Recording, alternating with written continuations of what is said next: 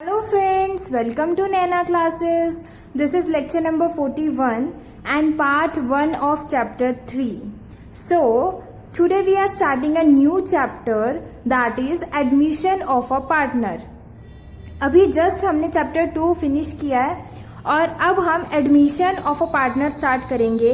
ये रिकॉन्स्टिट्यूशन होने का सेकंड रीजन है. I hope so you remember what is reconstitution. हमने उसमें 5 पॉइंट्स लर्न किए थे. First one was change in profit sharing ratio, second was admission of a partner. So in this chapter we will learn everything about the admission of a partner. सबसे पहले जो ये वाला lecture है, okay, जो ये पार्ट 1 है, इसका जो मोटिव है वो आपको ये बताना है कि एडमिशन में हम क्या क्या करते हैं और admission of a new partner होता क्यों है. फाइन, तो आज का लेक्चर स्टार्ट करते हैं. आप सबको पता है एडमिशन क्या होता है. जैसे आपका स्कूल में एडमिशन होता है, कॉलेज में एडमिशन होता है, ऐसे ही पार्टनरशिप फर्म में बाहर से कोई पर्सन आके एडमिट हो जाता है कि अब मैं भी आपकी फर्म का पार्टनर हूं. ठीक, जैसे ए और बी 2 पार्टनर्स काम कर रहे थे. सी एक नया पार्टनर आया और उसने कहा मैं भी प्रॉफिट लूंगा, मैं भी आपका पार्टनर हूं. अब ये एडमिशन क्यों होता है, इसके कुछ रीजंस हैं. नॉर्मली भी हो सकता है बट इसके कुछ रीजंस हैं, स्टडी कर लेते हैं. जैसे पार्टनरशिप में ज्यादा कैपिटल की नीड है, तो मोर कैपिटल के लिए हम एक नया पार्टनर लाते हैं. नया पार्टनर आएगा, कुछ लाएगा, तो मतलब हमें कैपिटल मिल जाएगी. ओके, पैसे के लिए कई बार न्यू पार्टनर एडमिट किया जाता है. Second reason is experienced person.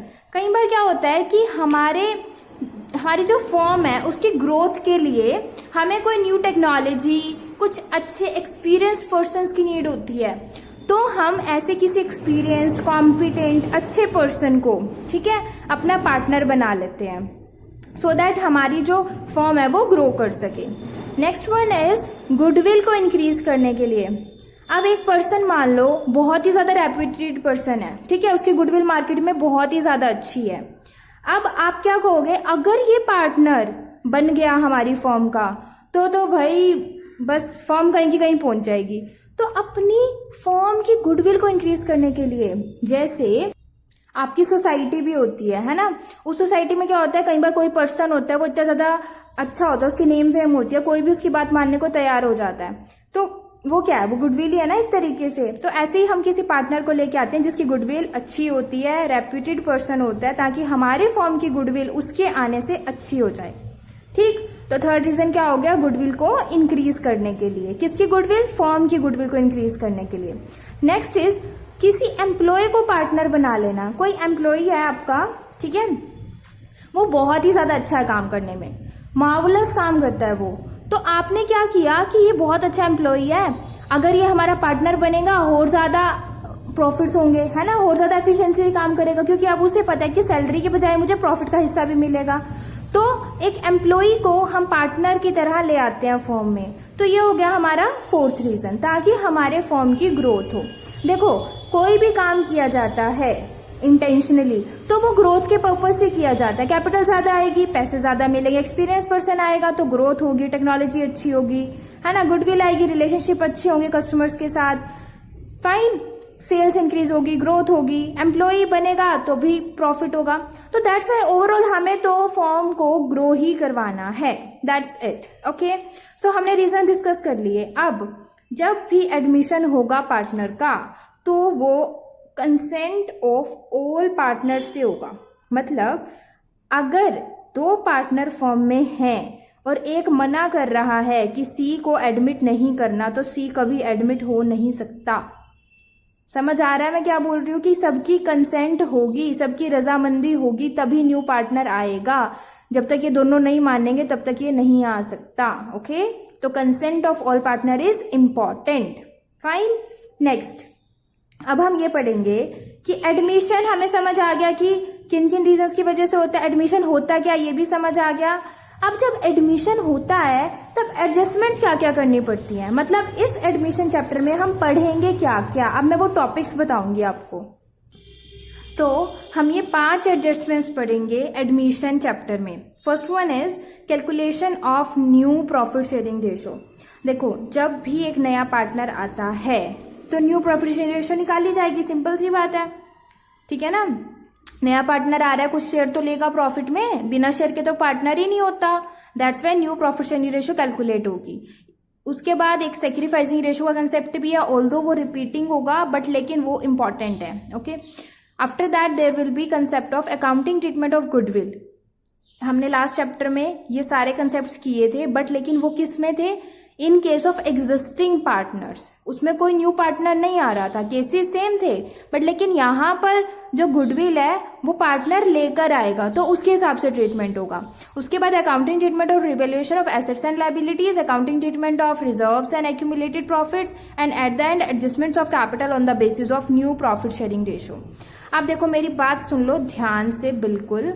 अगर आप चैप्टर 2 नहीं देखकर आए हो और डायरेक्ट चैप्टर 3 स्टार्ट कर रहे हो, या फिर आपने चैप्टर 2 का लास्ट वाला पोर्शन नहीं देखा ये सोच के कि इसके ये क्वेश्चंस तो इंपॉर्टेंट नहीं है, सो क्यों देखने, तो मैं आपको बता देती हूँ। इस चैप्टर के जो ये दोनों टॉपिक्स है ना, ये दोनों के दोनों टॉपिक्स एज इट इज पुराने चैप्टर में है। ओके, सेम, बिल्कुल सेम। मतलब आपको सिर्फ कंसेप्ट जो है ना वो वहीं से सीख के आना है।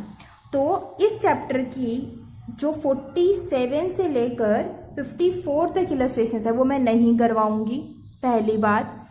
दूसरी बात कि इसके जो कंसेप्ट हैं वो आपको प्रीवियस वीडियो से सीख के आने हैं, अदरवाइज मैं वही पुराना रिपीट करूंगी तो नया कब कराऊंगी। आई जस्ट वांट कि मैं एडमिशन के जो प्रैक्टिकल, जो इलस्ट्रेशंस, जो क्वेश्चंस हैं बड़े बड़े, ठीक है, जिससे बच्चों को डर लगता है पेपर में आएंगे और कैसे सॉल्व होंगे, उनकी प्रैक्टिस करा दूं ज्यादा से ज्यादा।